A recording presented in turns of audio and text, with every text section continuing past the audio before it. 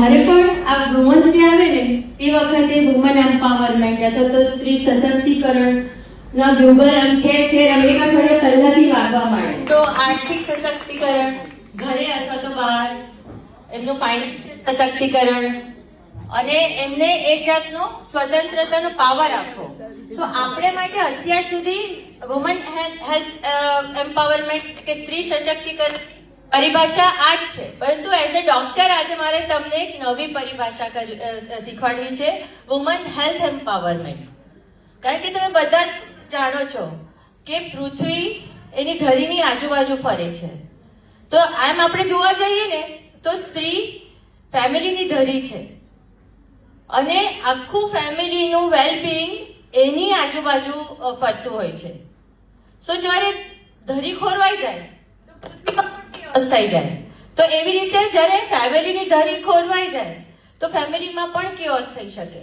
તો એ ધરી પછી પૃથ્વીની ધરી હોય કે ફેમિલીની ધરી હોય, એ જો સ્વસ્થ રહેશે, સરખી રહેશે તો જ આપણું ફેમિલી અથવા તો વર્લ્ડ આખું સરખી રીતે ચાલતું રહેશે.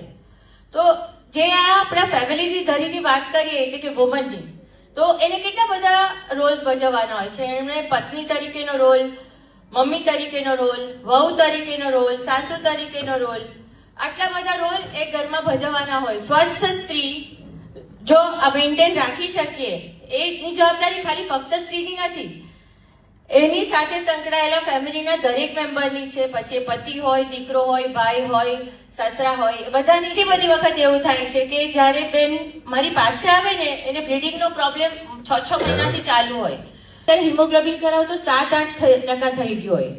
તકલીફ ક્યારથી છે? 6 મહિનાથી છે. કેમ મારી પાસે આવ્યા નહીં વહેલા? ડોક્ટર પહેલા સાસુની બીમારી ચાલી 2 મહિના, પછી કે બોર્ડની એક્ઝામ આવી ગઈ, પછી હસબન્ડને કીધું કે આપણે એક ટ્રીપ કરી આવીએ, તો એમાં મારું આવવાનું રહી ગયું. હવે 6-7% લોહીએ એ બેન 6 મહિનાથી એની લાઈફ જીવે છે. 7% લોહીએ જ્યારે માણસ જીવતું હોય ત્યારે ખેંચાઈને જીવતું હોય. એની થોડું ભૂલકણાપણું આવી જાય, ઇરિટેબિલિટી વધી જાય, એના હાર્ટ પર ઇશ્યુઝ થઈ શકે. તો આ બધું ધ્યાન કોઈ નથી આપતું, ઇન્ક્લુડિંગ બેન. તો સ્ત્રી સશક્તિકરણની મારી વ્યાખ્યા એ છે કે તમારું પહેલા વુમન હેલ્થ એમ્પાવરમેન્ટ થવું જોઈએ. તમે હેલ્ધી રહેશો તો તમારી આજુબાજુના બધા લોકોને તમે હેલ્ધી રાખી શકશો. Thank you so much.